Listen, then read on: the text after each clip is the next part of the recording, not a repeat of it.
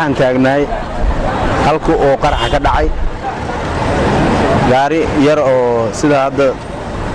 ii muuqata markii uu dabka uu gubanayay oo aad u socday gaari baraado ayuu ahay marka qofka ku dhintay hadda ma sheegi karo oo ma soo kor istaagin laakiin meesha goobjoog ayaan ahay qarax weyn ayuu ahay marka kulley saas ayay wax u dhaceen marka inta hanay hadda ii muuqata gaariga dadka saarnaay kulley ma hubo laakiin dadka sida ay sheegayaan hal qof ayaa wax ku gaaray leeyihiin ku dhintay qof kalena wuu dhaawacmay laba qofood ayaa saarnaay leeyihiin gaariga baraadada oo meesha ku qarax adiga 10 tilaab camal u jiray walaa qarax aad weyn ayuu u dhacay aniga meesha ayaan ku soo socday oo halka uu qarax ka dhacay ayaan ku soo socday mooto ayaan wataa marka waa ka laabtay maadaama qarax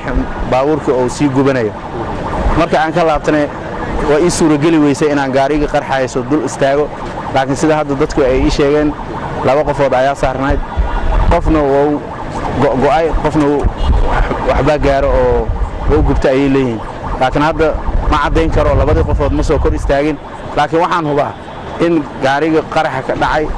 in meel aniga ii dhow uu ku qarxay